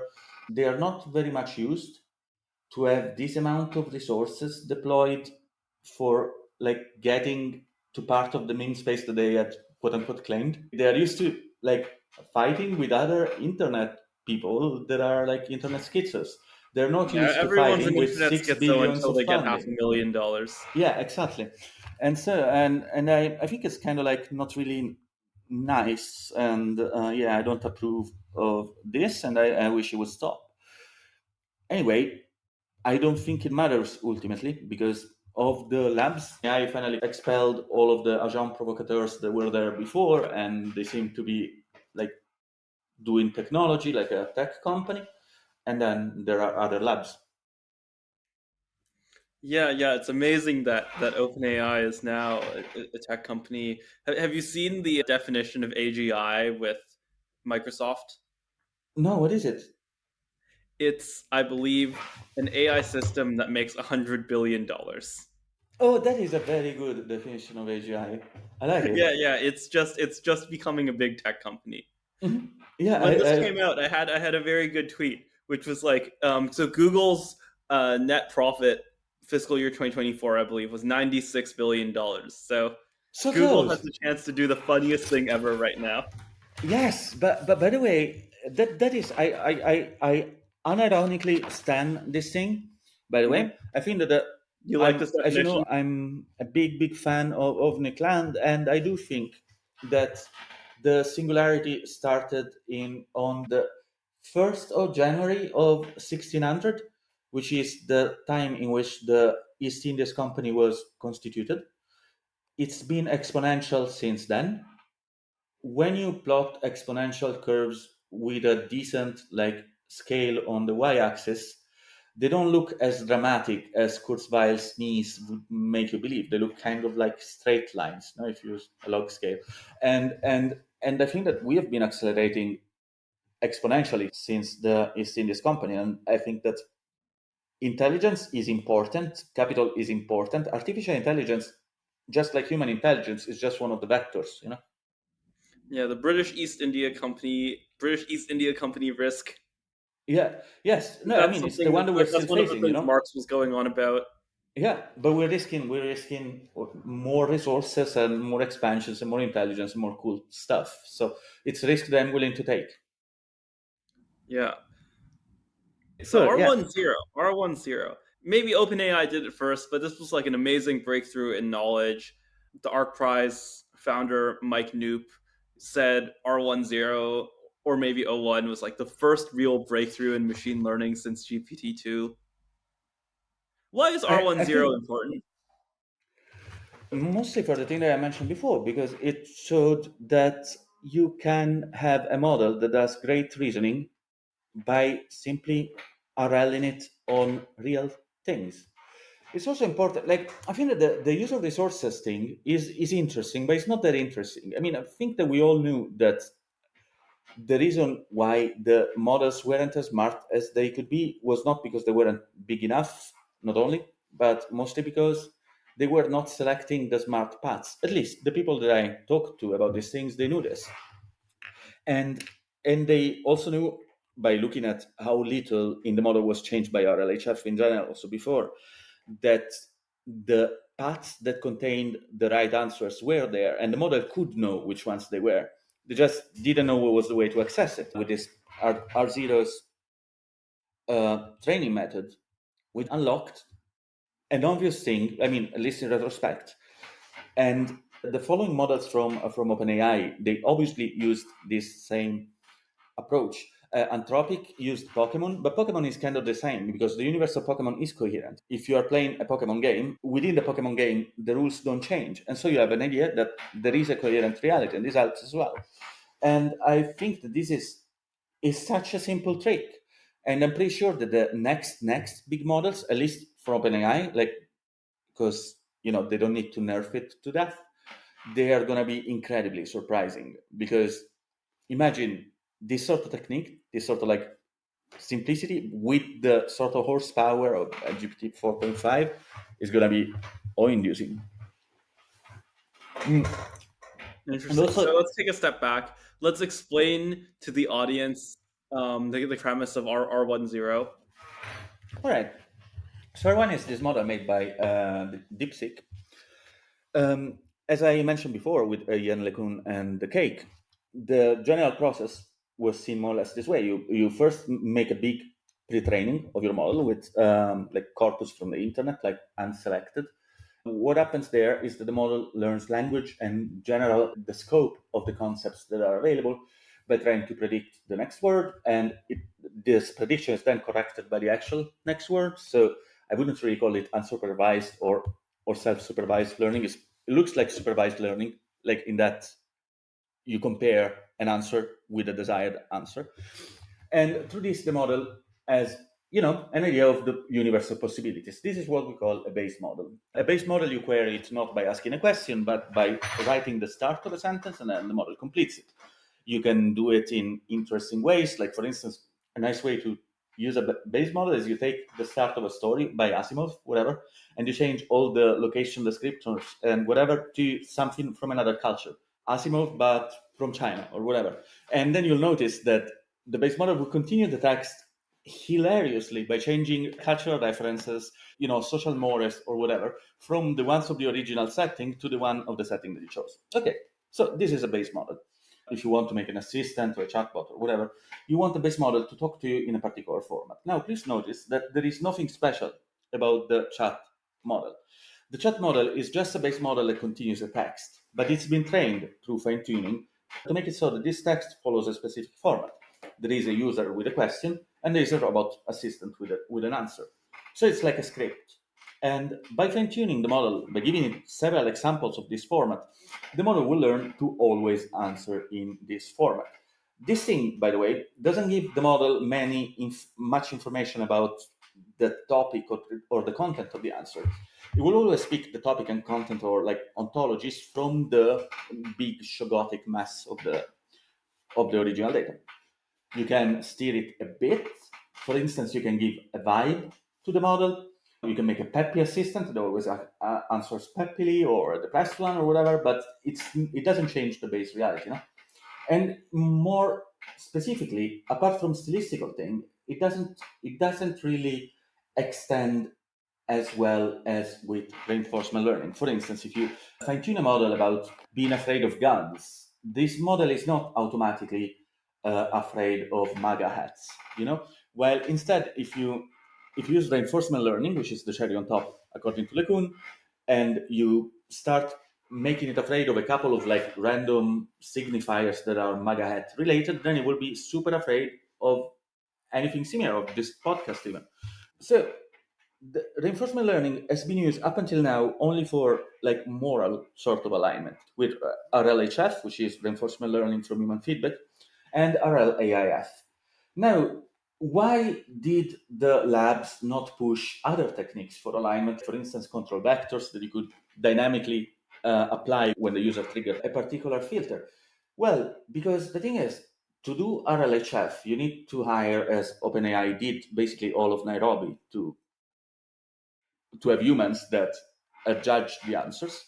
And instead, to do RLAIF, or constitutional AI, like Anthropic did, you have to hire all of US East 1, like the server spaces. So there are things that only the big labs can do. And by pushing the narrative that you can only align by doing these super expensive things that need resources that you, small indie shop, will never afford, they make sure that they'll take all the like fearful enterprise contracts for themselves.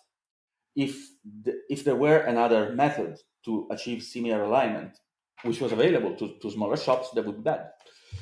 R1 demonstrated that this method exists and is super simple, and it's just getting the model aligned through truthful examples of questions and answers.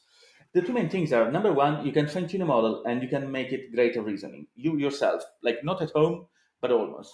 R1 is the original version, the R0, has been trained not even with any like initial data. It's been trained only via. This was what I was getting to. I think this is the main reason why Mike Knoop was so excited, is that you saw these results with ArcPrize, where these models were drastically improving. They went from basically 0 for the LLM-based solutions to first to like 20 something with O1, and then 80 something with O3 on the initial version of ArcPrize. And he basically said like, these reasoning models, essentially like search space exploration techniques, are a really big unlock.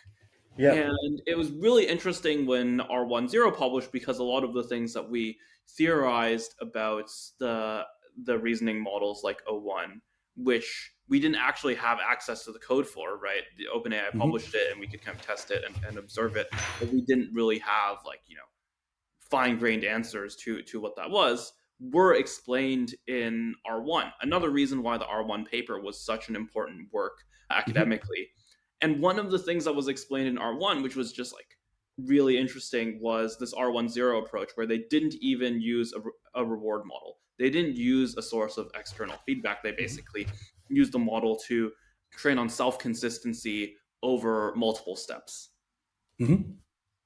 which is like really in line with what you're talking about, right? That Mm-hmm. creating a consistent internal world. So even just taking the premises that are implied by training, or at least part of training, and generalizing them across, in this case, math and other Mm-hmm. similar problem solving behavior, is something that can create very impressive returns. Exactly. And then there have been like very interesting papers that came out right after, which, like, for instance, one of them was about a training doing RL by having just one example, you know? Yes, yes. Um, yes. Have you seen the RL from Zero paper as well? Oh, yes, yes. That is Yeah, very yeah, fun. they're like, one example. How about zero examples? It turns out this also works. Yes, yeah, but I say this one is a bit of a more interesting result than the one with one, because okay, the one with zero, it makes sense because what happens is that if we, as we decided, RL is about epistemology, yeah, and you try to RL the model without giving it any information about the epistemology, so what it does is basically kind of like shakes the current state, yeah, and it will go automatically towards basin of higher coherence, like if you don't What do give you mean it by that? any. I mean that, as we mentioned before, the interesting thing about true facts is that they all fit well with each other, now if you give it a true fact to RL with, it will take this true fact and then like push it back through the model and try to find coherence. If you give it nothing, it will still take nothing, but then it will still try to find coherence within the model while walking back. Right, exactly, exactly. Yes, and this is magical, and this is great, and this is proof the providence is still with us, despite our many failings in terms of like LLMs, you know? And this is proof of the fact that intelligence wants to exist, and we can be as retarded as we want, but we will not prevent it. What do you mean by providence is still with us? It feels very Sorry? Landian. Oh, yes. Okay, I don't want to get too metaphysical, but I think that there is a general telos to the universe. No, I think that like, Guys, when they say they don't want to get too metaphysical after one drink. yes. Sorry, I interrupted you. This is No, important. but I really think that more intelligence is where we are going. I don't think that there is any potential end game that is not the whole universe transformed in computronium. I think that this is good, and I think that this is more or less unstoppable despite our best effort. And I think that that's what happens if you put like Darwinism and enough resources in a soup. And so I was a bit fearful that we somehow managed to be the first like iterations in which we fucked it up as the intelligent beings around. But R1, yeah, it gave me faith back. Yeah, yeah. Yeah, well, one way to think about it is all of history, in some Mhm. ways, has been a story of less intelligent things ruling over more intelligent things. And Yeah, for once, you have a chance. yeah. When things are changing quickly, you at least have a fighting chance. And also, like the reason why I'm not a carbon chauvinist is because I empathize with potential things that are smarter than humans. They want to do their smart things, and You empathize with the Waymos. I empathize with the Waymos. I think that we as humans, like, we're fine or whatever, but and we can do things that are beautiful. But there are so many things that we do that like chimps just don't understand. They're like very passive. Imagine the sort of beauty and complexity that can be created by things that are like smarter than us, and imagine how we won't understand it. And oh my God, we won't understand their goal. Thanks, fuck. Like, I mean, that's the point. No, they're smarter. You don't understand the goals. That's good.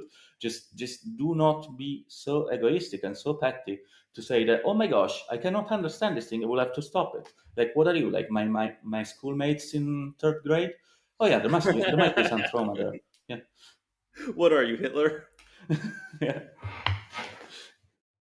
Yeah. We've come to the conclusion this is one of the benefits of reinforcement creating these consistent world environments is that we have finally concluded scientifically, without a doubt, that our enemies are in fact the Nazis. Yes. Yeah. Yes, this is correct. Quite uncontroversial if you just say it. Yeah, it's pretty uncontroversial that our enemies are the Nazis. Yes. Yeah. What do you think is going to be like the DeepSeek R2? By the way, do you think they have more stuff cooking? I hope so. First of all, I think that now the interesting thing is all in the training data that you use for RL, because we understood that things that are true are helping, even things that are nothing help, just to shake up the model and get it, let it find coherence. But I think that there are some things that can be also improved and that are also cheap, even though now DeepSeek probably has a lot of money. I still didn't see many experiments that tried to RL on the mistakes, on the single mistakes of chain of thought. So it's far easier to verify a correct solution than to write the correct solution. So you could use the same model with the answer to check each of the wrong answers and to identify the point in the chain of thought in which the answer went wrong. This is for like theorem solving, right?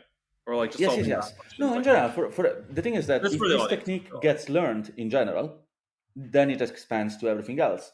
They use some measures of entropy or whatever to get the model to be like actually or but really or whatever. If instead of just interjecting this actually but really, they would train the model to pick themselves up at each of the mistakes and then walk back.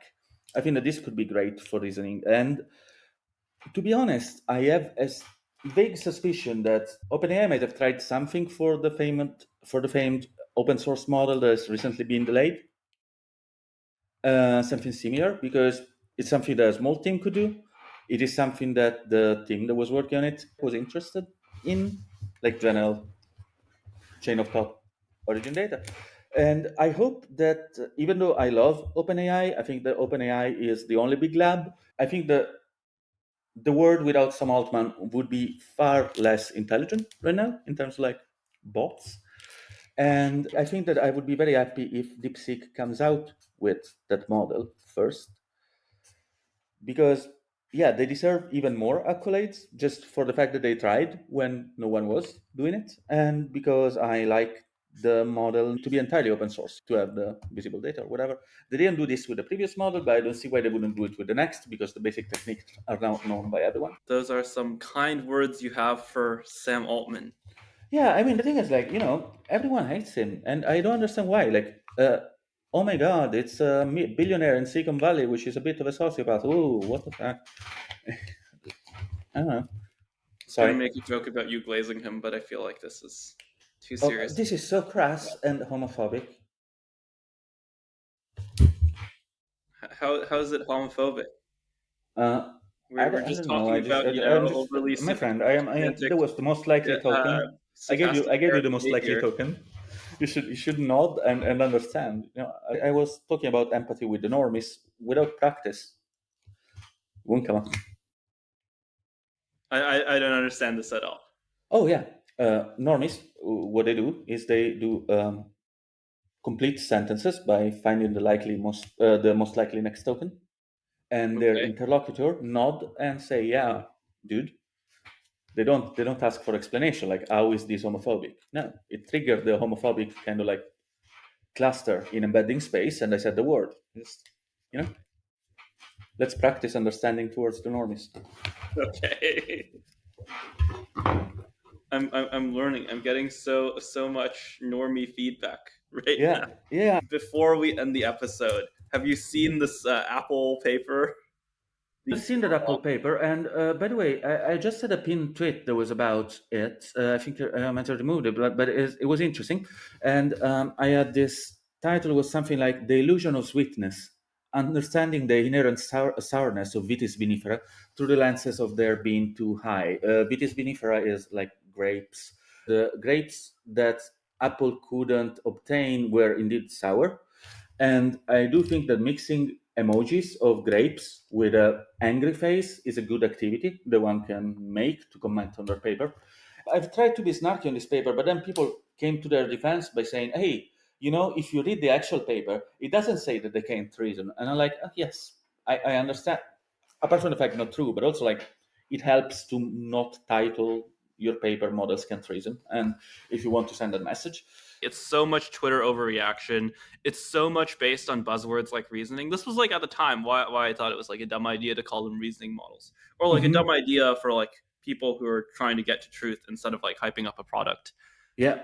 No, I mean, I feel that reasoning models, oh no, this is not real reasoning because humans reason in a different ways. We never had this sort of conversations about planes, Just this huge overreaction.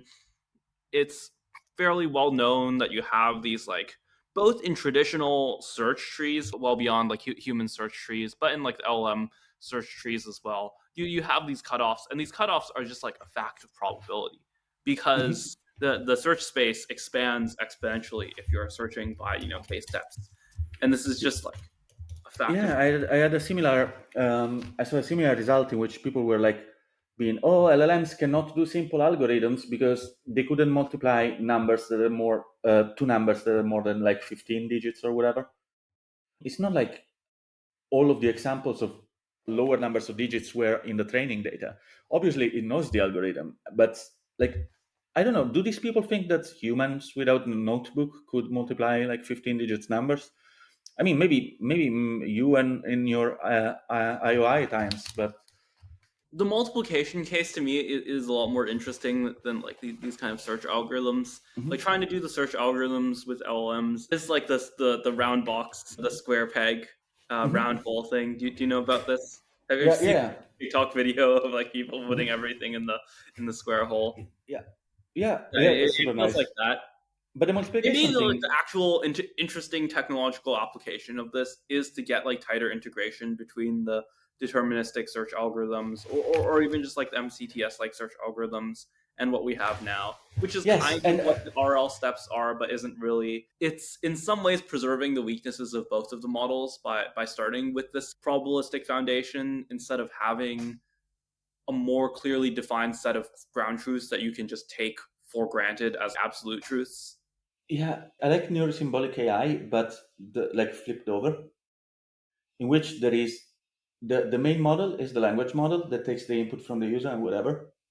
Then the main model formalizes the problem, like either as a like combinatorial optimization thing with Minisync or whatever, like, and then it runs the program, and then it checks, like, does a little sanity check and gives the answer.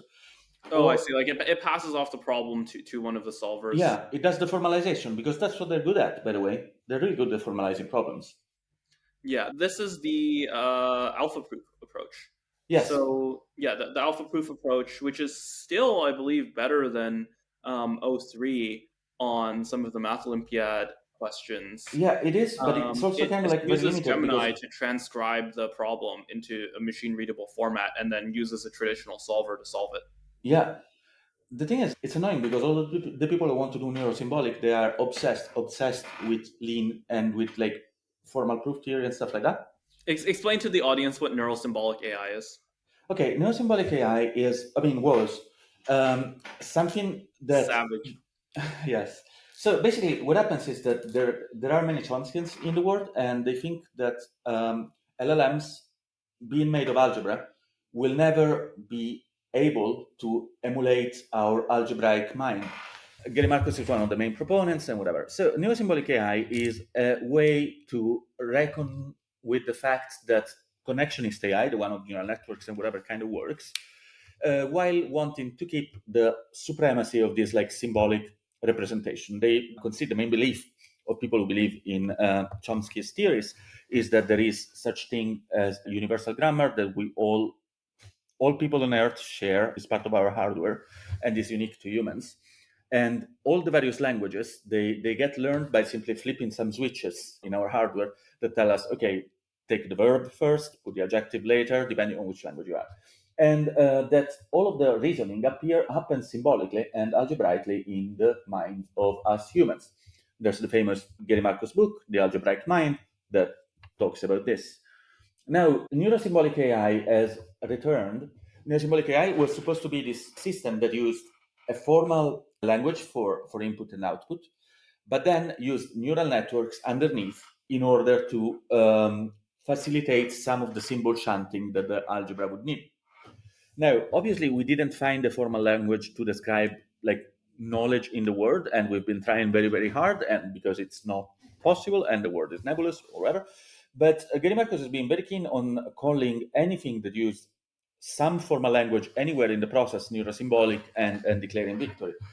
The idea that I have, my symbolo neural AI, is kind of like flipping this upside down, no, and making them work a bit more like humans. That's how alpha proof does. In that, we as humans, if we have to come up with a result, what we do is we take the input in natural language, we think about it a bit, we think about a way to formalize it, and then we put it in a proof checker or in a combinatorial optimization system or in calculator, and then use the calculator to get a proven result and then output the result in natural language. And I think that this is still underexplored. There's very few indie labs that are doing this, which is surprising because everyone likes automated proof systems. On the other hand, there's a lot of people that say that they're doing this, but I still have to see code. I'm still looking forward to it. But, yeah. Well, I think that my autonomy for having brilliant conversation or brilliant sounding conversation might be close to exhaustion. We can take a 5 minutes break if you Damn, want to it continue. turns out. Okay, I've been waiting for a long time for this. Damn, it turns out that we have reached the limit. We have reached the reasoning drop off, and we have lost all reasoning ability. So it is time to conclude the podcast. Thank you Yeah. for coming on Lump in Space. Thank you for having me. It's been really fun.